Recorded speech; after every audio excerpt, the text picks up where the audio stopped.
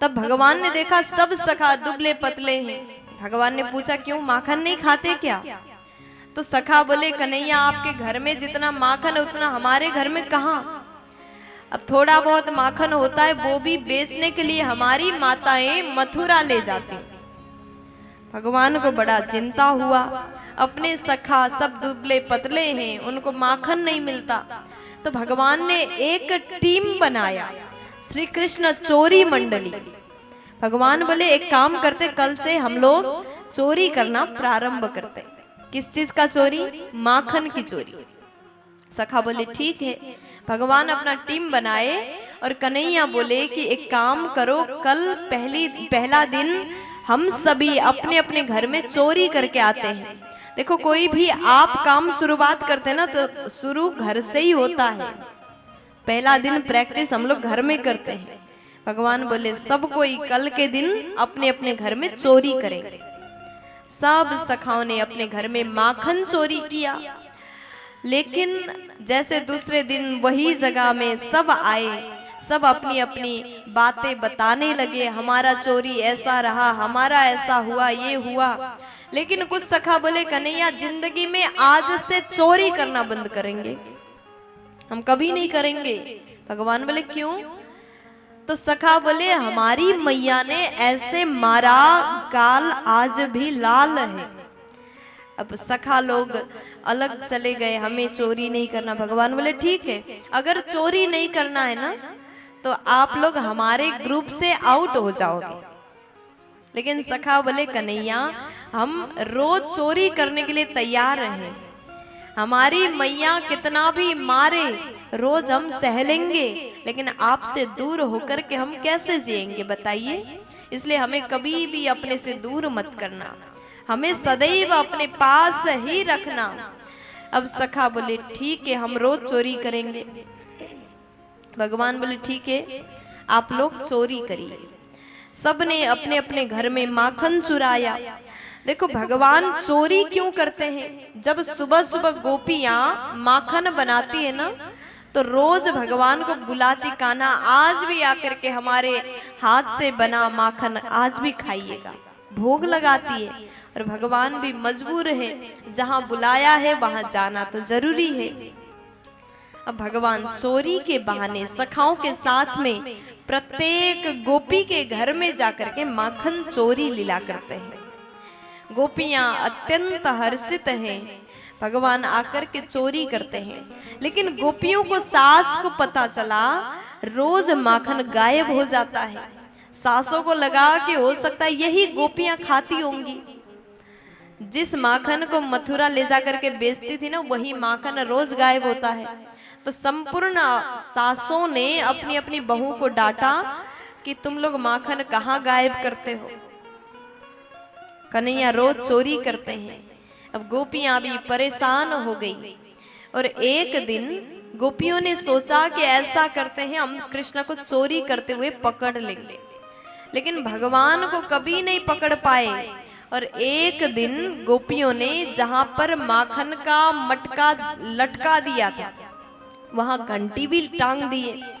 भगवान जैसे सखाओं के साथ आए, सब जगह माखन ढूंढा, कहीं पर भी नहीं मिला।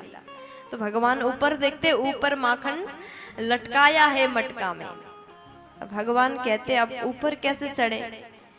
फिर सखा बोले काम करो कन्हैया आप हमारे ऊपर चढ़ के वहां पहुंचो। तो एक सखा के ऊपर दूसरे सखा, दूसरे के ऊपर तीसरे, ऐसे चढ़ते चढ़ते सबसे ऊपर भगवान पहुंचे। और जैसे माखन निकालने लगे मटका के साथ में घंटी टांगा है। घंटी को देखते हैं, कन्हैया बोले घंटी हम लोग माखन खा रहे हैं, बजना नहीं। घंटी बोली ठीक है नहीं बजेंगे।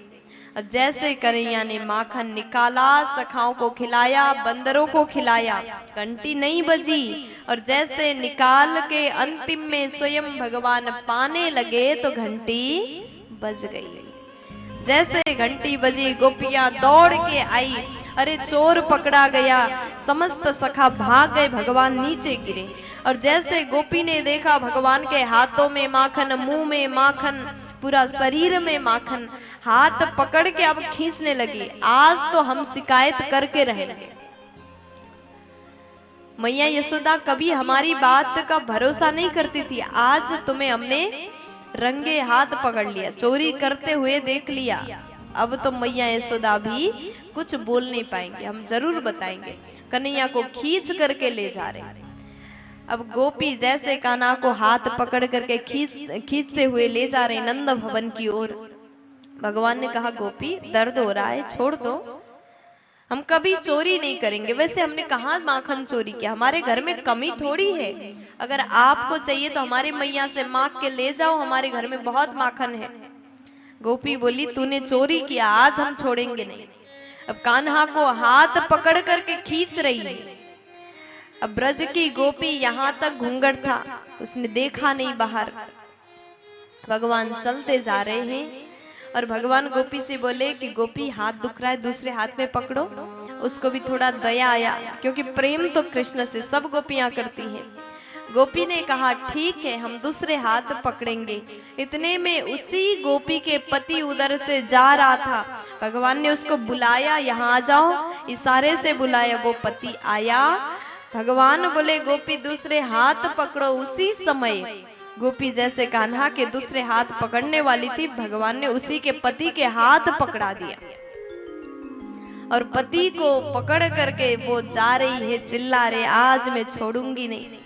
अब जैसे गोपी गई नंद भवन के सामने, आंगन में खड़ी होकर के चिल्लाने लगी, अरे यशोदा मैया बाहर आ जाओ जल्दी, मैं आज आपके पुत्र को पकड़ करके लाई हूँ, ये चोर है, ये माखन चोर है। भगवान पहले ही जल्दी से हाथ मुंह धो के अपने कक्ष में बैठ चुके थे, गोपी से पहले भगवान पहुंचे। लेकिन जैसे यशोदा मैया बाहर आई, गोपी को देखा बड़े क्रोध में है। मैया बोली क्या हुआ, क्यों चिल्ला रही हो? गोपी बोली मैया देखो, अपने बालक को देखो, ये माखन चोर है, रोज चोरी करता है, हमारे घर में अपने पूरे टीम सहित आता है, चोरी करके भाग जाता है। आपने कभी विश्वास नहीं किया ना, इसलिए आज हम शिकायत करने के लिए सबूत सहित लाए। मैया को हंसी आई।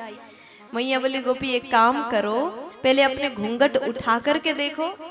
जैसे गोपी ने अपने घूंघट को उठाया, सामने खुद का पति खड़ा था। बड़ी लज्जित होकर के वहां से भाग जाती घूंघट डाल करके। मैया यशोदा फिर भीतर गई। कन्हैया बोले माँ कौन था आंगन में? मैया बोली कुछ नहीं, वो गोपियां आती रहती है। तो भगवान ने ऐसे माखन चोरी लीला किया। और एक दिन भगवान खुद के घर में चोरी कर रहे थे, मैया ने पकड़ लिया। दूर से तो माँ दर्शन करती हैं, खुश हो जाती, लेकिन जैसे मैया को लगता ये अभी छोटा है, अभी हम कुछ नहीं कहेंगे तो ये बड़ा होकर के भी चोरी करेगा, फिर अच्छा नहीं होगा। मैया ने कान्हा को ओखल में बांध दिया।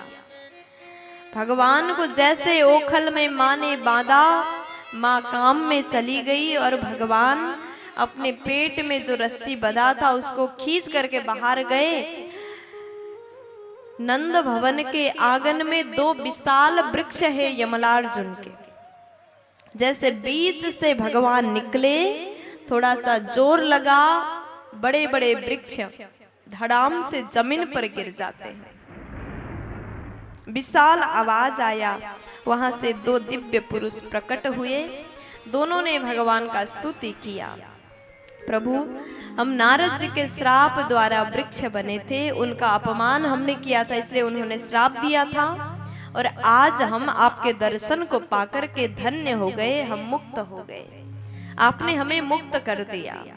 प्रार्थना करते, स्तुति गाते हैं।